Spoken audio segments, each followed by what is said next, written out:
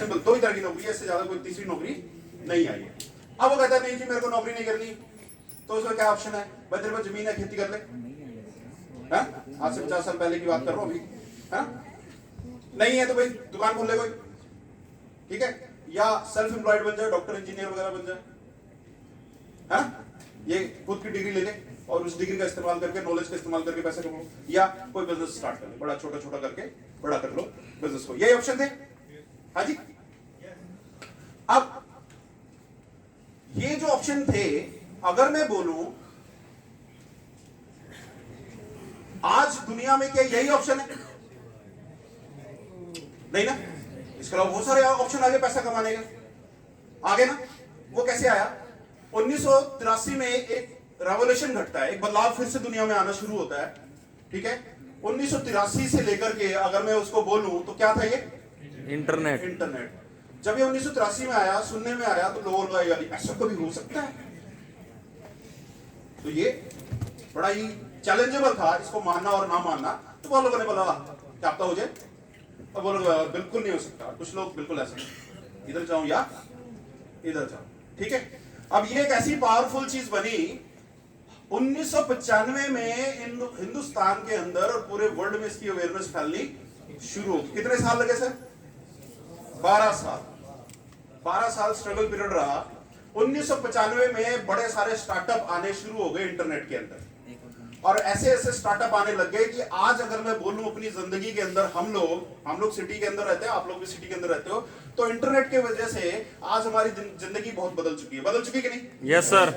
बिना इंटरनेट के कौन ऐसा व्यक्ति जो है इस हॉल में जो एक दिन भी रह पाता है?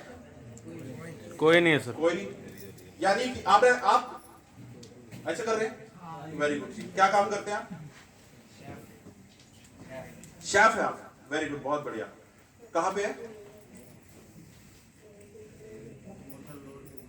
मुरथल रोड पे, वेरी गुड, बैठिए आप।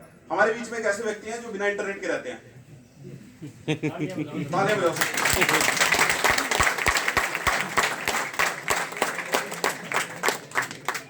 सो 1995 से ऐसे ऐसे स्टार्टअप आ गए कि आप घर बैठे बैठे रोटी मंगा सकते हो, दाल मंगा सकते हो, चावल मंगा सकते हो, शॉपिंग कर सकते हो। अगर कपड़ा पसंद ना आए तो वापस भेज के दूसरा कपड़ा मंगा सकते हो। यानी कि दुकान आप अपने घर में ला रहे हो, किचन भी अपने घर में ला रहे हो, एजुकेशन को आप घर पे लेकर आए हो।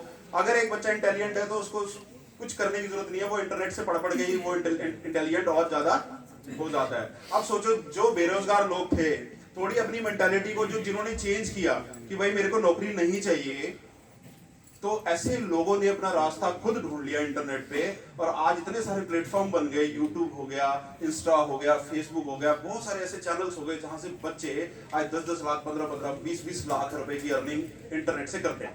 करते कि नहीं करते?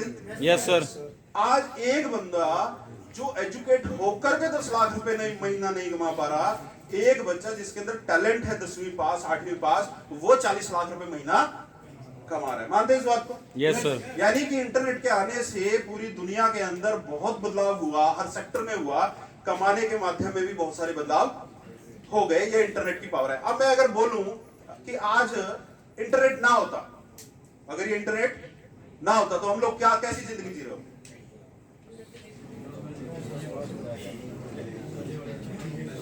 चिट्ठी लिखेंगे। मैं रहने वाला हूं वैसे झारखंड से, तो झारखंड जाने में 10 दिन लगेगा, ठीक है, डिलीवर होने में। फिर उधर से रिप्लाई आएगा, फिर मेरे पास 10 दिन लगेंगे, तो 20 दिन जिंदगी हमारी स्लो चल रही है, वही चलती रहती है। अब इंटरनेट आ गया, देखो कितना फास्ट है ना। मैसेज किया, पहुंच गया, है ना। पहले कभी क्या होता था कि दिल्ली में कोई पंगा हो गया तो उसको पहुंचने में बहुत टाइम लगता था, है ना। पर अब कहीं पे कुछ हो गया, इंस्टा वगैरह इतना फास्ट है कि मेरे ख्याल 5 मिनट में ना लाखों लोग देख लेते हैं और घूम जाता है पूरे इंडिया। घूमता कि नहीं घूमता? Yes sir. इंटरनेट के आने से हमारी जिंदगी के अंदर बहुत बदलाव हुआ है। ये पहली चीज माइंड में सेट करके रखना है, क्योंकि मैं मानता हूं जिस लेवल पे, जिस उम्र में हम लोग बैठे हैं, इंटरनेट हमारे लिए नहीं है। हम लोग इंटरनेट को जबरदस्ती अपनी जिंदगी में एक्सेप्ट कर रहे हैं। इंटरनेट है बच्चों के लिए जो पैदा हो रहे हैं, बचपन से ही वो यूज शुरू करने के लिए है। आज जो बच्चे पैदा हो रहे हैं वो अगले 20 साल 25 साल बाद वो एक्चुअल इंटरनेट वाले बच्चे होंगे, यूज करने वाले। हम लोग को जबरदस्ती यूज कर रहे हैं सीख सीख के।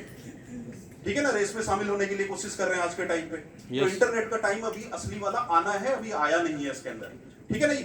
सो अब हम बात करते हैं मुद्दे की बात कि भाई 2008 में एक चेंज आना शुरू हो गया इंटरनेट के माध्यम से। किसके माध्यम से? इंटरनेट के माध्यम से खाना घर पे आने लग गया, ठीक है, कपड़े घर पे आने लग गए, बच्चे पढ़ने लग गए।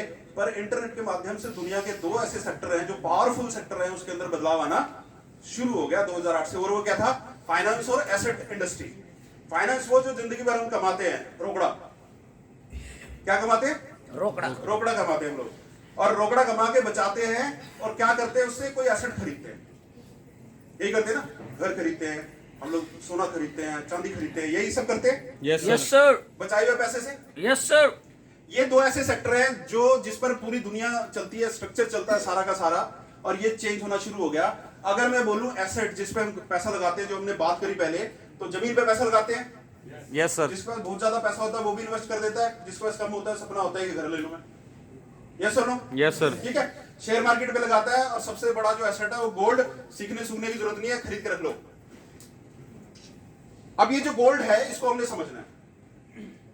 किसको समझना है? गोल्ड। आपको मैं बात बताऊं, बिजनेसमैन जो होता है वो और ज्यादा अमीर क्यों होता रहता है? क्योंकि उसकी घर की एजुकेशन नहीं है, उसकी घर की ही एजुकेशन है, इसलिए वो और ज्यादा अमीर होता है। उसको पता है कि दुनिया में अमीर कैसे बनना है। आम लोगों की प्रॉब्लम ये है कि आम लोग सिर्फ एजुकेशन इसलिए लेते हैं क्योंकि हमको एक अच्छी नौकरी चाहिए। क्या चाहिए? अच्छी नौकरी। एक अच्छी नौकरी चाहिए, जिस वजह से हमें कभी किताबों में ये नहीं पढ़ाया जाता। पढ़ाया जाता है क्या? No sir. कि पैसा कैसे घूमता है, क्या होता है, नहीं पढ़ाया जाता। तो ये गोल्ड को हम समझते हैं, क्रिप्टो करेंसी समझ में आ जाएगी। गोल्ड का सिर्फ दो ही काम है, दो ही कम्युनिटी है। पहली कम्युनिटी है गोल्ड को धरती से निकालने वाले लोग होते हैं, और दूसरी तरफ होते हैं इसको यूज करने वाले। इसके अलावा तीसरा कोई भी व्यक्ति नहीं होता। यानी कि कुछ लोग हैं जो इसको धरती से निकालते हैं। ओके, मालूम है ना ये कहां से निकलता है? कितने लोगों को नहीं मालूम है? सभी को मालूम है कि इसको माइन किया जाता है।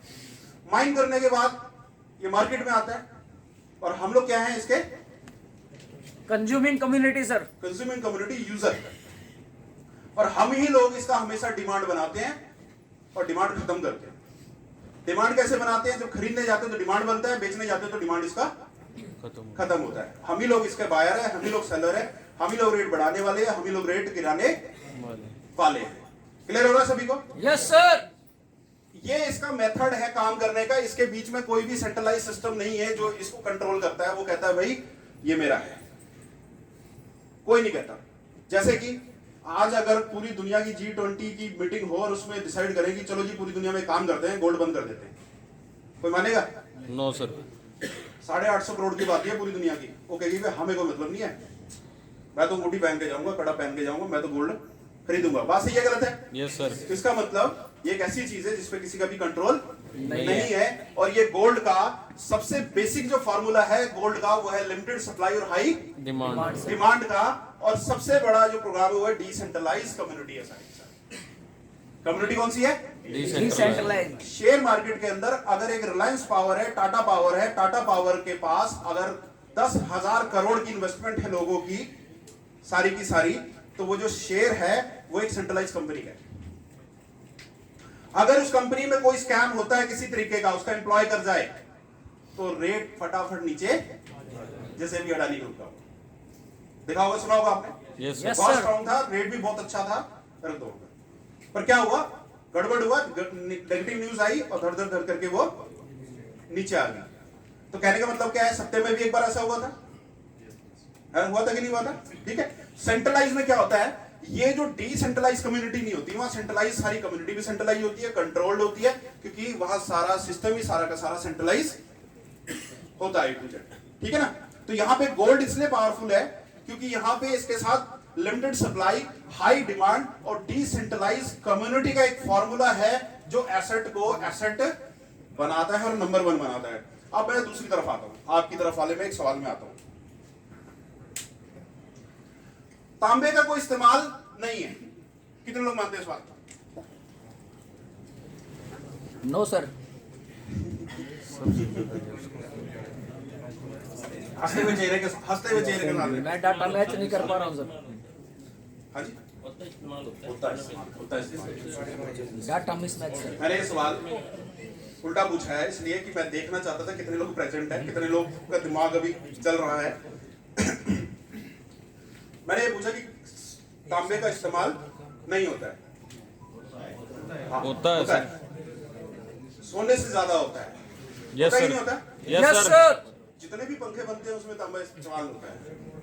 हर एक मोटर में लगती है, एरोप्लेन में लगता है, यहाँ लगता है, वहां लगता है। जब भी कोई नई इलेक्ट्रॉनिक चीज बनती है उसमें बनता है। तारे भी तांबे की होती है, बिजली की सप्लाई होती है, उसमें होती कि नहीं होती? Yes yes sir. सर। इतना क्या यूज गोल्ड का है? No no sir. सर। कोई है? No sir. नहीं है ना? फिर भी गोल्ड तांबे से ज्यादा पावरफुल एसेट है। क्यों? क्योंकि इसके अंदर लिमिटेड सप्लाई, हाई डिमांड और डिसेंट्रलाइज्ड कम्युनिटी का फार्मूला होता है। तांबा लिमिटेड की जगह अनलिमिटेड सप्लाई है ना? Yes sir. इसका मतलब क्या है कि वो इस्तेमाल तो ज्यादा होता है पर वो कभी भी गोल्ड नहीं बन बन सकता सकता। क्योंकि उसकी सप्लाई बहुत ज्यादा है। तो इसका मतलब दुनिया में कोई चीज बहुत इस्तेमाल होती है, इसका मतलब ये नहीं है कि वो एसिड बन जाएगा। अगर वो कुछ भी नहीं होता उससे, पर अगर वो कम्युनिटी बन जाए डिसेंट्रलाइज उसकी और लिमिटेड सप्लाई हो, डिमांड बढ़ जाए, कम्युनिटी डिसेंट्रलाइज बन जाए तो वो एसिड बन जाएगा। Yes sir. सिंपल फार्मूला है। चाहे उसका कोई पत्थर भी हो ना, एक पत्थर वो पत्थर भी कम्युनिटी ने उसको चाहे तो उसको एसिड बना देगी। सोना सर, बिल्कुल सर। समझ रहे मेरी बात को? Yes sir. ये इसलिए मैं आपको बार बार बोल रहा हूँ क्योंकि जो मैं आगे बताने जा रहा हूँ अब इसकी आपको बहुत जरूरत पड़ेगी समझने को। बहुत सारे सवाल क्लियर हो जाएंगे यहाँ से आपके। तो डिजिटल एसेट क्या है और ये क्यों आया? अब स्टोरी पे आते हैं, हिस्ट्री ऑफ करेंसी पे। स्टार्टिंग से हम लोग इसको समझने की कोशिश करते हैं और आपको समझ में आ जाएगा क्यों। ठीक है? Crypto currency, not Pollux coin, crypto currency की हम बात कर रहे हैं। ठीक है ना? तो दुनिया में क्रिप्टो करेंसी आई है हमारी जिंदगी को और आसान बनाने के लिए। क्या करने के लिए? आसान बनाने के लिए आए। तो हम शुरू से समझते क्या है, जब दुनिया छोटी थी, नई दुनिया थी, तो क्या होता लोग आदान प्रदान करते थे, बार्टर सिस्टम के माध्यम से सामान को एक्सचेंज किया करते थे। हमने किताबों में पढ़ा हुआ है, सब कोई बड़ी बात नहीं है। फिर धीरे धीरे क्या हुआ, पॉपुलेशन बढ़ी, पब्लिक बढ़ी, तो पब्लिक बढ़ती है तो डिमांड बढ़ते हैं, प्रॉब्लम्स बढ़ते हैं, बहुत सारी चीजें होती है, ट्रेड होना शुरू हो जाता है। फिर दिक्कत ये आती है कि भाई मुर्गा लेकर आया हूं मैं मंडी में, ये दाल लेकर आए हैं, ये कहते हैं मेरे को दाल नहीं चाहिए, कहते हैं मुझे मुर्गा नहीं चाहिए। फिर इनको अपने लिए जो चीज चाहिए वो बंदा ढूंढना है ना, बहुत सारे चैलेंजेस आने लग गए। वहां से टोकन की शुरुआत हुई। ठीक है? धीरे धीरे टोकन का लेवल बढ़ता गया, टोकन मेटल्स में आ गया और मेटल्स में आते आते आते बहुत सारे सिक्के आए, हमने पढ़े हैं। पर एंड जो डे था वो गोल्ड के सिक्कों पे जाके इसका ठीक है। क्लियर है जी? हमने ये पढ़ा है। ठीक है? Yes sir. धीरे धीरे इसको होने में कितने साल लगे? 1 साल, 2 साल, कितने साल लगे होंगे सर? हजारों साल सर। हाँ जी, हजारों साल लगे हमारे को बार्टर सिस्टम से उस बड़े एसेट तक पहुंचने में। यानी कि बदलाव को हजारों साल भी लग जाते हैं, सीखने वाली बात है। तो जब हम गोल्ड एसेट पे पहुंचे, तो जब गोल्ड एसेट ट्रेड में आ गया, सब कुछ हो गया, एक कंट्री दूसरी कंट्री से ट्रेड करने लगी, तो धीरे धीरे गोल्ड के अंदर फिर से एक दिक्कत शुरू हो गई और वो ये है कि गोल्ड एक प्रीशियस मेटल बन गया, कीमती चीज बन गई। डिमांड बहुत होने लग गई, डिमांड होने से उसकी वैल्यू इंक्रीज होने लगी, और जब वैल्यू इंक्रीज होने लगी, कीमती चीज के साथ एक ही पंगा होता है कि भाई ये मेरे हाथ से चोरी ना हो जाए। ऐसे ही है? Yes sir. ठीक है? अब ये जो चोरी का डर है ये पूरी दुनिया में एक खौफ की तरह बढ़ने लगा। अब आप देखो कितने सारे फिल्में बनी हैं जो गोल्ड के ऊपर बनी है, बनी कि नहीं बनी? Yes sir. गोल्ड तस्करी, गोल्ड चोरी, ये वो फलाना, इंडियन मूवी, हॉलीवुड मूवी, हर सेक्टर में, हर कंट्री में मूवीज बनी है। क्यों बनी है? क्योंकि गोल्ड की रियलिटी को वो बताते हैं कि भाई एक एसेट है जिसको चोरी भी किया जा सकता है। तो व्यापार के अंदर बहुत बड़ी दिक्कत होनी शुरू होगी कि भाई इतना सारा सिक्का कैसे लेके जाए, क्योंकि लेके जाएंगे तो रास्ते में चोरी हो सकती है। मैं 100 लोग लेके जा रहा हूं, वहां पर 500 लोग लूटने आ गए, तो फिर क्या कर लेंगे? तो insecurity day by day increase होने लगी, जिससे कि पूरी दुनिया में एक दिक्कत खड़ी हो गई। और चाइना के अंदर पहला स्टार्टअप हुआ 18वीं शताब्दी में, गोल्ड रिजर्व बैंक बनने शुरू हो गए। क्या बनने शुरू हो गए सर? गोल्ड रिजर्व बैंक बनने शुरू हो गए। ये जो भी चीजें बता रहा हूं ये सारी हिस्ट्री है, बहुत सारी किताबें हैं, गूगल है, वहां पे सब कुछ मिलेगा आपको, कई सौ सालों का इतिहास है ये। ठीक है? गोल्ड रिजर्व बनने का एक ही कारण था कि जो गोल्ड व्यापारी थे जितने भी, उन्होंने एक यूनिटी बनाई और उन्होंने कहा भी लोगों का गोल्ड हम अपने पास जमा करते हैं, सिक्योरिटी रखते हैं ताकि कोई चोरी ना कर सके, और हम गोल्ड के ऊपर बॉन्ड बना के देते हैं उनको, पेपर बॉन्ड, अपने मुहर लगा के कि आप जो काम गोल्ड से कर रहे थे वो पेपर से करना शुरू कर दो, पेपर चलेगा हर जगह। और ये काम होना शुरू हो गया। जब ये काम होना शुरू हो गया तो बड़ा ही आसान हो गया। ये काम किस लिए हुआ था? आसानी के लिए, आम आदमी के। अब ये इनके पास पड़ा था गोल्ड, जाके बदलवा के एक पेपर ले आए, ठीक है। अब इन्होंने कुछ खरीदना था, इनसे इनको दिया और इनसे वो सामान खरीद लिया। इन्होंने किसी का कर्जा देना था, इन्होंने वो पेपर इनको दिया और अपना कर्जा समेट लिया। इन्होंने कुछ और खरीदना था, वो इनको पेपर चला गया, ऐसे ही पेपर मूव होना शुरू हो गया। अब देखो क्या हो गया पूरी दुनिया में, लोग धीरे धीरे गोल्ड को भूल गए। क्यों? गोल्ड तो इन्होंने रखा था, इनकी टेंशन खत्म हो गई। ये कह रहे मेरे पास पेपर पड़ा हुआ है, मैं जब मर्जी जाके ले लूं, वो कौन सा भागने वाले हैं चाइना छोड़ के। समझ मेरी बात को? तो गोल्ड का जो ट्रस्ट था वो पेपर में कन्वर्ट हो गया 100%। कहां पे? पेपर पे कन्वर्ट हो गया। और जब पेपर में कन्वर्ट हुआ तो क्या हुआ? लोग इसी जिंदगी जीने लग गए, पेपर निकाला जेब में डाला, चलो जी, वजन उठाने की जरूरत नहीं पड़ी, ठीक है। तो क्या हुआ? जिंदगी आसान हो गई। और जब ये सेंट्रलाइज सिस्टम डेवलप हुआ, बना, तो उसी मेथड के ऊपर पूरे देश ने, पूरी दुनिया ने रिजर्व बनाया गोल्ड का और पेपर करेंसी प्रिंट करनी शुरू कर दी, जिसको हम लोग आज नोट कह रहे हैं। और जिस जगह पे हम लोग बैठे हैं, जिस समय में बैठे, जिस सदी में बैठे, वहां पे नोटों का इस्तेमाल होता है। Yes sir. Yes sir. अब ये जो नोट है, इनका छपने का एक ही कारण है कि भाई सरकार के पास गोल्ड इतना बड़ा है, तभी ये छप के बाहर आया है। यानी कि वो नोट क्या है? एक ट्रस्ट है, विश्वास है अवेज गोल्ड का, ठीक है ना। वो नोट कभी भी बदल सकते हैं, बंद कर सकते हैं, बड़ा छोटा सब कुछ कर सकते हैं, क्योंकि वो नोट ही पूरा का पूरा सेंट्रलाइज है। समझ रहे मेरी बात को? ठीक है ना।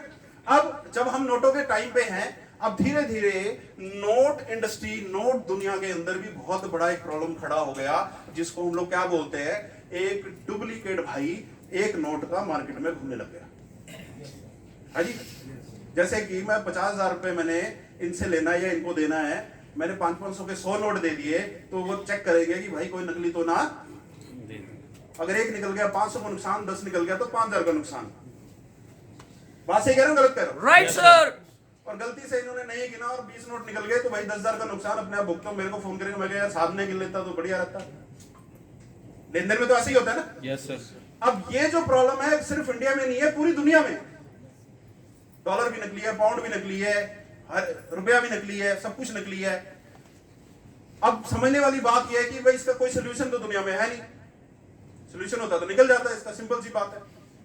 और इसका सोल्यूशन ना आने की वजह से बार बार नोटबंदी भी इसका कोई सोल्यूशन नहीं है। एक बार कर लिया, चलो कोई बात नहीं, उससे कोई नकली नोटों का काम तो खत्म नहीं हुआ और बढ़ गया उल्टा। बढ़ा कि नहीं बढ़ा? Yes sir. ठीक है ना। तो इसका कोई सोल्यूशन नहीं है। अब जाते हैं हम लोग इंटरनेट पर ट्रांसफर होते हैं। अब हमारी जिंदगी में इंटरनेट आता है, बैंकों को समझ में आता है कि भाई इंटरनेट पर डिजिट ट्रांसफर होते हैं, नोट तो ट्रांसफर होते नहीं है। तो काम करते हैं, हम सारा ऑनलाइन हो जाते हैं, है ना।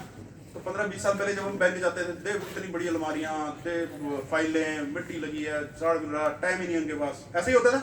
Yes sir. आज चले जाओ ब्रांच में, क्या सुंदर ब्रांच, एसी लगा हुआ, टेबल लगे हैं, कंप्यूटर लगे हैं, ऐसे ही है कि नहीं। अब क्या है? अब मेरे को इनको 50,000 देने हैं, तो 5 के साथ 4 जीरो लगाऊंगा, मैं भेज दूंगा। IPS कर दूं, गूगल पे कर दूं, पेटीएम कर दूं, कोई भी UPI यूज कर लूं, RTGS कर दूं। ऐसा होता है कि नहीं होता? यस। ठीक है। अब मैंने इनको भेजे, इनको मैसेज आ गया 50,000 रिसीव्ड, तो चेक करेंगे 5 और 4 जीरो, ऐसे चेक करेंगे। यस। अकाउंट स्टेटमेंट देखेंगे किसने भेजा, रामविलास राणा ने भेजा, ओके डन। मैं इनको फोन करूंगा, पैसे आ गए? कहते आ गए। अब गिनने की जरूरत है क्या? No sir. नकली नोट का काम खत्म। यस। यस और नो? यस। आप लोग बताओ यस और नो? यस। तो इंटरनेट ने एक चीज आसान कर दी कि नोटों का काम नकली खत्म कर दिया। अब बात यह है कि कितनी जल्दी हम लोग इसको समझ जाएं और कितना जल्दी हम इंटरनेट पे आ जाएं, कितना जल्दी हम ऑनलाइन ट्रांजैक्शन शुरू कर दें कि नकली नोटों का काम पूरा का पूरा खत्म हो जाए। ठीक है। अब हम लोग आगे हैं ऑनलाइन सिस्टम के अंदर। पूरा हमारे को बहुत सारे ऑप्शन है, हमारे पास डेबिट कार्ड है, क्रेडिट कार्ड है, मनी डिजिटल है, पूरा का पूरा। हम लोग किसी भी तरह के बहुत सारे ऑप्शंस हैं जिसके माध्यम से एक दूसरे को पैसे दे सकते हैं, सब्जी खरीद सकते हैं, 1 रुपए भी ट्रांसफर कर सकते हैं, 2 रुपए भी कर सकते हैं, 3 रुपए भी कर सकते हैं। कर सकते हैं कि नहीं? 7.5 रुपए भी कर सकते हैं, 7 रुपए 25 पैसे भी कर सकते हैं, 7 रुपए 10 पैसे भी कर सकते हैं। छुट्टे की टेंशन भी खत्म होगी सारी की सारी। तो हर एक चीज इंटरनेट के अंदर इस तरीके से आसान हो गई। अब सब कुछ आसान था तो फिर क्रिप्टो करेंसी की क्या जरूरत थी? अब यहां से शुरुआत होती है इंटरनेट की दुनिया की कि भाई हम जितने भी लोग यहाँ बैठे हैं, हम नहीं तो हमारे बच्चे, अगर हम इस्तेमाल नहीं करें तो हमारे बच्चे इस्तेमाल तो करेंगे। पर इंटरनेट की दुनिया पूरी की पूरी सेंट्रलाइज है। क्या है? सेंट्रलाइज। जिसके वजह से, जिसको वेब 2 बोला जाता है, वेब 2 बोला जाता है इसको, जिसके वजह से इंटरनेट की दुनिया सेफ एंड सिक्योर नहीं है। आपने देखा होगा कि भाई कई बच्चियां ऐसी हैं जो कंप्यूटर चला रही हैं पर उनके वीडियो बन गए, मोबाइल चला रहे हैं उनके वीडियोस बन गए, वायरल हो गए। सुना आप लोगों ने? Yes. आपने देखा होगा भाई एक ओटीपी आता है, ओटीपी देने पे भी हमारा अकाउंट से पैसा खाली हो जाता है। देखा है? सुना आप लोगों ने? Yes sir. Yes, sir. YouTube में जाओ तो आप देखोगे भाई दुनिया भर के लोगों के लाखों करोड़ों रुपए हैकरों ने चुरा लिया। यानी कि सेंट्रलाइज की प्रॉब्लम क्या है? आपको जो चीज आपके पास डिजिटल पड़ा है उसकी सिक्योरिटी नहीं है। कितने लोग कहते हैं कि सिक्योरिटी है? इंटरनेट जिन्होंने बनाया वो भी कहते हैं कि भाई सिक्योरिटी नहीं है। तो कारण क्या है? आप समझने वाली बात है कि हम लोग जिस इंटरनेट के माध्यम से आगे बढ़ते जा रहे हैं वो सेफ एंड सिक्योर नहीं है। अब दुनिया में नए बदलाव की जरूरत है कि भाई पूरी दुनिया इंटरनेट पे आने वाली है। और अभी तो कुछ भी नहीं हुआ, 20 से 25 साल बाद असली रश शुरू होना है।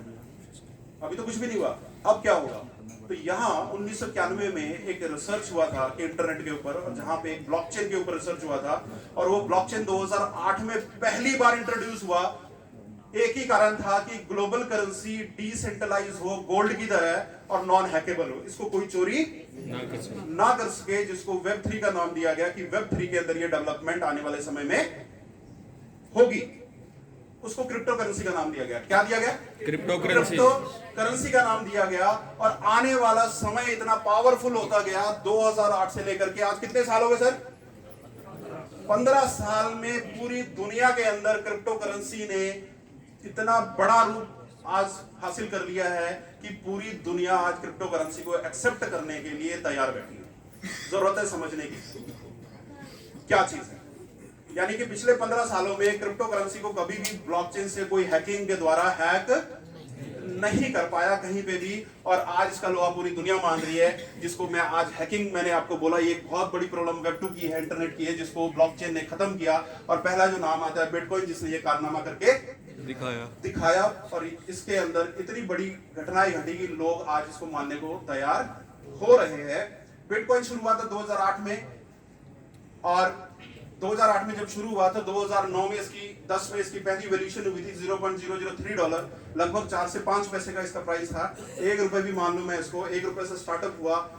बिल्कुल इसको गोल्ड की तरह बनाया गया, और गोल्ड से भी एक पावरफुल चीज इसके अंदर डाल दी गई कि भाई दुनिया इसको समझेगी तो इसको खरीदेगी। जैसे गोल्ड को हम समझते हैं तभी खरीदते हैं, ऐसा नहीं कि रोज खरीदते हैं, पैसा जमा करते हैं और उसको खरीदते हैं। समझते हैं इसलिए खरीदते हैं हम लोग, तांबे को खरीद के जमा नहीं करते हम लोग, ठीक है ना? तो लोग समझेंगे टेक्नोलॉजी क्या है, ब्लॉकचेन क्या है, डिसेंट्रलाइज क्या है, तभी इस पे पैसा इन्वेस्ट करेंगे। तो लोगों ने करना शुरू कर दिया। और इसमें एक स्टेप सबसे पावरफुल चीज क्या है कि इसकी सप्लाई लिमिटेड कर दी। यानी कि गोल्ड को अभी भी धरती से निकाला जा रहा है, सप्लाई अभी भी आ रही है, पर बिटकॉइन को स्टक कर दिया कि 2 करोड़ 10 लाख बिटकॉइन है यूनिट, बस, इससे ज्यादा नहीं है। और इसको डिवाइड कर दिया गया, 1 रुपए में 100 पैसे होते हैं, 100 पैसे होते हैं। इसके अंदर 10 करोड़ सतोशी डाल दिया, यानी 10 करोड़ रुपए डाल दिए। सिंपल समझो तो सतोशी के लैंग्वेज, एक बिटकॉइन 10 करोड़ पार्ट में डिवाइड हो जाएगा। रुपया 100 में डिवाइड होता है, ये 10 करोड़ में डिवाइड हो जाएगा, ठीक है? यहाँ पे तो 2 करोड़ 10 लाख बिटकॉइन ये बढ़ने शुरू हुए, ठीक है? डिसेंट्रलाइज सिस्टम बताया मैंने आपको। और क्रिप्टो करेंसी क्या है? एक एसेट है डिसेंट्रलाइज जो ब्लॉकचेन टेक्नोलॉजी के अंदर बना हुआ है। ब्लॉकचेन एक टेक्नोलॉजी है जिसको आज हिंदुस्तान के अंदर 2-3 यूनिवर्सिटीज है जो पढ़ा रही है। किताबों में भी अब इसका आ गया 9 क्लास के अंदर, 10 क्लास के अंदर कहीं में। सीबीएसई बोर्ड में इसके बारे में अभी नया एडिशन होने वाला है। अभी एग्जाम भी आए थे अपना सीबीएसई बोर्ड के बच्चों का कि ब्लॉकचेन क्या है, क्रिप्टो करेंसी क्या है। तो ये जो ब्लॉकचेन है इसके ऊपर पूरी हमारी ट्रेनिंग होती है, सारा का सारा 1 डे फुल डे का होता है, रेजिडेंशियल होता है। क्या है क्योंकि इसको 1 घंटे 30 मिनट में नहीं समझ सकते, पर सिंपल भाषा में समझने के लिए हम ये प्रोग्राम करते हैं कि भाई ये टेक्नोलॉजी लैंग्वेज है जिसके माध्यम से क्रिप्टो करेंसी बनाई जाती है और पूरी की पूरी डिसेंट्रलाइज बनती है। ये हम पहले बात कर चुके हैं कि भाई सेंट्रलाइज सिस्टम क्या होता है और डिसेंट्रलाइज सिस्टम क्या होता है। क्रिप्टो करेंसी को जब बनाया जाता है तो हमेशा डिसेंट्रलाइज उसको बनाया जाता है ताकि इसको कोई हैक या चोरी ना कर सके। लोगों की इन्वेस्टमेंट लोगों के पास पड़े रहे, जैसे लोगों के पास गोल्ड एज ए इन्वेस्टमेंट पड़ा रहता है। इसके क्लियर हो, समझ आ रहा है सभी को? Yes sir. लोगों के बीच में होनी शुरू हुई। जैसे जब गोल्ड खरीदते हैं लोग तो दो ही लोग आपस में खरीदते हैं, दो ही लोग खरीदते हैं, तीसरा बीच में कोई मुहर लगाने वाला नहीं होता कि भाई तुम्हारी डील में पक्की कर देता हूँ, रजिस्ट्री पूरी कर देता हूँ। होता है क्या ऐसा? No sir. नहीं होता ना। तो एसेट डायरेक्ट बाई किया जाता है और डायरेक्ट सेल किया जाता है। अब दोनों के बीच में एक अंडरस्टैंडिंग होती है कि भाई गोल्ड में कौन सा खरीद रहा हूं, 22 कैरेट 24 कैरेट, कहीं नकली तो नहीं खरीद रहा, तांबा तो नहीं खरीद रहा। यहां काम करता है नॉलेज, ठीक है ना। कहीं ऐसा तो नहीं कि मैं 10 लाख का गोल्ड खरीद रहा हूं, मेरे को तांबा बेच दे, इसके लिए मेरा नॉलेज काम आएगा, ठीक है ना। तो दो लोग आपस में डील करते हैं। क्रिप्टो करेंसी में भी दो लोग ही आपस में लेन देन करते हैं, यानी कि ट्रांजेक्शन करते हैं ऑनलाइन। तीसरा कोई भी सेंट्रलाइज सिस्टम इसके अंदर नहीं होता जो इसको वेरीफाई करने के लिए जरूरत पड़ता है। जैसे मैं अगर इनको 1 लाख रुपए भेजता हूं तो सेंट्रलाइज एक सर्वर होता है आरबीआई का जो इसको वेरीफाई करता है। अगर वो वेरीफाई नहीं करेगा तो पैसा ट्रांसफर नहीं होगा। तो यहां पे ऐसा नहीं होता है। दूसरा, P2P ट्रांजैक्शन होती है, यहां पे कोई सेंट्रलाइज सिस्टम नहीं होता, थर्ड पार्टी जिसकी परमिशन की जरूरत पड़ती है, और टोटली डिसेंट्रलाइज वेरिफिकेशन होती है। इसके अंदर कोई भी सेंट्रलाइज चीज नहीं होती। बिटकॉइन बिल्कुल गोल्ड की तरह काम करता है। ए होता है माइनिंग, यानी कि इसको इंटरनेट से पैदा किया जाता है, सर्वर लगाए जाते हैं, इसको सर्वर लगा के इसको पैदा किया जाता है डिजिटली। जब निकल के आता है तो वो आम लोगों के बीच में जाता है, आम लोग इसमें इन्वेस्ट करते हैं। कोई 1 खरीदता है, कोई 10 खरीदता है, कोई 20 खरीदता है, एज पर पॉकेट की किसके पास कितना पैसा है। समझ रहे मेरी बात को? Yes, तो sir. दो कम्युनिटी इसके अंदर है, एक तो इसको बनाती है और एक इसको कंज्यूम करती है, यानी कि अपने पास इसको खरीदती है, रखती है। इस तरह के बहुत बड़े सर्वर लगाए जाते हैं बिटकॉइन के, बड़े बड़े माइनिंग हब लगाए जाते हैं, हजारों के सर्वर लगाए जाते हैं पूरी दुनिया के अंदर। गूगल में जाओगे, लिखोगे top 10 bitcoin mining forms companies, तो बड़ी बड़ी कंपनीज जिनका करोड़ों का टर्नओवर है आज के समय में माइनिंग के अंदर। क्या हो गया भाई? 3 लाख रुपए का सर्वर आता है बिटकॉइन माइन करने का। आंट माइनर एक कंपनी है जो सबसे पहले स्टार्ट हुई थी, उसके बाद अभी सैमसंग भी बनाता है, कैनन भी बनाता है, बहुत बड़ी बड़ी कंपनीज बनाती हैं इसको। ये सर्वर क्या काम करते हैं? इस तरह के लगाए जाते हैं बहुत सारे सर्वर, जिनको नॉलेज है वही लगाते हैं, और इसको इंटरनेट से एपीआई से कनेक्ट करके ये बिटकॉइन को पैदा करता है इंटरनेट से, ठीक है। यहाँ पे गोल्ड और बिटकॉइन की अगर मैं बात करूं, ग्रोथ इन गोल्ड और ग्रोथ इन बिटकॉइन की, तो सिंपल आज लगभग मैंने जब स्लाइड बनाई थी 57,000 की, आज लगभग 60 से 65,000 का गोल्ड है। यस, ऐसी है, यस, ठीक है। इसको यहां तक पहुंचने में कई हजार साल लगे हैं। कितने साल लगे? कई हजार साल। कई हजार साल लगे हैं। पर बिटकॉइन की कीमत लगभग कितनी है? 25 लाख। और पिछले साल ये 57 लाख रुपए का भी खर्च करके आ चुका है। अगर मैं बात करूं तो 57 लाख तक जाने के लिए कितने साल लगे? 15 साल। और ये दुनिया का 6ठा लेवल का एसेट आज के समय में आ चुका है। दुनिया में 6 नंबर पे ये आ चुका है एसेट की कैलकुलेशन के अंदर।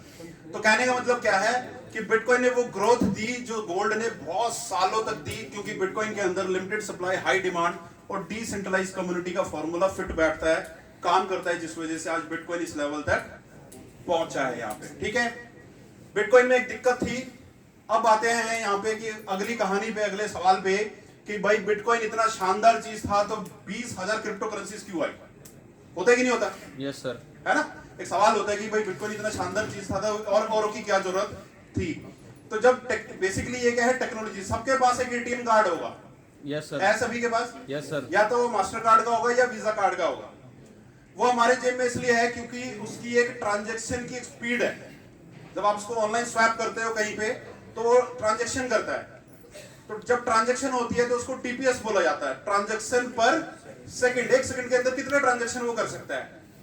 सबसे ज्यादा वीजा कार्ड करता है up to 1 lakh transaction 1 second के अंदर। इस वजह से बैंकों का टाई अप वीजा से है। अगर कोई और कंपनी आती है जो इससे बड़ा काम करती है, बढ़िया काम करती है, तो वो वीजा कार्ड हमारी जेब से आउट हो जाएगा, वो कंपनी हमारे जेब में पहुंच जाएगी। इसी तरह इंटरनेट की दुनिया में जब बिटकॉइन आया था 2008 में, तो उस वक्त की टेक्नोलॉजी बहुत स्लो होती थी डेवलपमेंट की। तो वहां पे जो इसका टीपीएस था सिर्फ 3 था। कितना? 3। उस टाइम मास्टर कार्ड का भी बहुत कम होता था, बहुत ज्यादा कम, क्योंकि मास्टर कार्ड नए नए आए थे उस टाइम पे। 3 टीपीएस होने की वजह से उस वक्त बहुत अच्छा था, पर धीरे धीरे लोगों को दिक्कत होनी शुरू होगी। लोगों ने जब ट्रांजेक्शन करनी शुरू होगी तो 1-1 लाख ट्रांजेक्शन दिन में होने लगी। 2-2 लाख, 3-3 लाख, 5-5 लाख। तो क्या हुआ? 1 सेकंड में तो 3 ही ट्रांजेक्शन करेगा। अगर 300 हो गए तो पेंडिंग। तो बिटकॉइन में एक ऐसा टाइम आ गया जब 24-24 घंटे, 48-48 घंटे लगने लग गए एक ट्रांजैक्शन को कंप्लीट होने में। फेल नहीं होता था, मास्टर कार्ड फेल कर देता है। आप स्वैपिंग करोगे, टीपीएस नहीं होगा तो फेल कर देगा, उसको डिक्लाइन कर देगा, कैंसिल कर देगा। यहाँ पे फेल नहीं होता, यहाँ ट्रांजैक्शन पेंडिंग में चली जाती। ये दिक्कत, क्योंकि ये बिटकॉइन बिजनेस में इन्वॉल्व होने लग गया, कंट्री टू कंट्री ट्रांजैक्शन होने लगी, तो लोगों को दिक्कतें आने लगी। तो यहाँ पे एक इथेरियम के नाम का कॉइन आया 2015 में, उसने ठीक बिटकॉइन के प्रोटोकॉल को फॉलो किया, उसके ब्लॉकचेन को फॉलो किया, माइनिंग फॉर्मूले को फॉलो किया और अपने आप को लॉन्च किया। लॉन्च करने वाले व्यक्ति का नाम है विटालिक बुटेरियन, बिटकॉइन के फाउंडर का नाम है सतोशी नाकामोटो, जो जापानीज डेवलपर बोला जाता है। तो 2015 में इथेरियम आया 12 टीपीएस लेकर के, यानी कि बिटकॉइन से 4 गुना ज्यादा तेज ब्लॉकचेन लेकर आया और धीरे धीरे इसका 25 टीपीएस इंक्रीज हो गया। पर क्रिप्टो करेंसी इतनी अवेयर हो गई थी लोगों के बीच में कि लोगों ने इतनी ज्यादा ट्रांजैक्शन करनी शुरू कर दी कि 25 टीपीएस भी कम पड़ने लग गया। और इथेरियम का ब्लॉकचेन एक टाइम ऐसा हो गया कि 24 घंटे के लिए हैंग हो गया। 7-7 लाख 8-8 लाख ट्रांजैक्शन इसकी होनी शुरू हो गई थी। आज भी इथेरियम के ऊपर बहुत बड़ा लोड है। कम से कम 16 करोड़ लोग आज इथेरियम के ब्लॉकचेन पे ट्रांजैक्शन करते हैं आज के समय में। तो यहां पे क्या हुआ कि इथेरियम जब आया था उस वक्त सेकंड बिगेस्ट करेंसी आज के समय में बनी है और करंट इसकी जो सप्लाई है 11 करोड़ 78 लाख। आज इसकी करंट वैल्यू लगभग 1 करोड़ 70 लाख 1,70,000 के करीब इसका प्राइस है। ये कभी भी बिटकॉइन के प्राइस तक हिट नहीं कर पा रहा है। इसका एक ही कारण है, मैंने तांबे का एग्जांपल दिया था कि तांबे का इस्तेमाल बहुत होता है पर उसकी सप्लाई लिमिटेड नहीं, अनलिमिटेड है। इसी तरह बिटकॉइन की 2 करोड़ 10 लाख सप्लाई थी, इथेरियम की सप्लाई लगभग 12 करोड़ अभी तक निकल चुकी है और अनलिमिटेड सप्लाई है, तांबे की तरह निकलती रहेगी। पर इस्तेमाल बिटकॉइन से ज्यादा इथेरियम का पूरी दुनिया में होता है। ठीक है, अब सेम फॉर्मूले पे काम करता था पीओडब्ल्यू पे।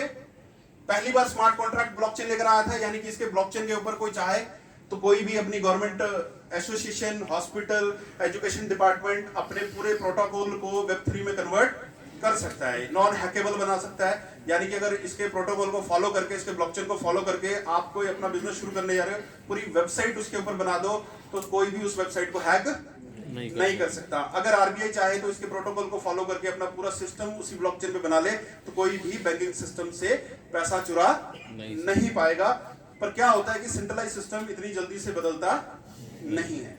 तो अभी आपने देखा होगा धीरे धीरे आरबीआई ने अपना एक ब्लॉकचेन स्टार्टअप किया है यूपी के अंदर, सुना है किसी ने? Yes sir. 4 ब्रांचों में चल रहा है अभी। आरबीआई का अपना बैलेंस स्टार्ट हो गया है। आने वाले समय में जिस हिसाब से आरबीआई काम कर रही है, बैंक पूरे के पूरे खत्म हो जाएंगे। ठीक है, सिर्फ एक चैनल चलेगा, आपके पास एक वॉलेट होगा ब्लॉकचेन का, उसमें रुपए होंगे, आप ब्लॉकचेन वाला रुपया ट्रांसफर कर सकते हो, उसमें कोई ब्याज कुछ भी नहीं मिलेगा उसके अंदर। ठीक है, ये प्रोटोकॉल यूपी के अंदर स्टार्टअप हो गया है। इसको अगले कुछ सालों के लिए पायलट में रखा गया है। जैसे ये सक्सेसफुल होगा ये आम पूरी दुनिया इंडिया के अंदर इसको एप्लीकेबल कर दिया जाएगा सारा। ठीक है, अब इसके लिए भी फिजिकल सर्वर चाहिए बिटकॉइन और इथेरियम के लिए चलने के लिए। मैं आपको एक डीप नॉलेज के साथ बीओपी कर रहा हूं। यहाँ पे फिजिकल सर्वर चाहिए काम करने के लिए पूरा का पूरा। फिजिकल सर्वर को 24 घंटे क्या चाहिए? बिजली चलने के लिए। और साथ में क्या चाहिए उसको? High speed internet. 24/7 सर्वर को ये 2 चीजें रेगुलर चाहिए, क्योंकि सर्वर का काम है 2 लोगों की ट्रांजैक्शन को डिसेंट्रलाइज वेरीफाई करना। कौन सा सर्वर कहां लगा है किसी को नहीं मालूम। वो जो ट्रांजैक्शन हुई वो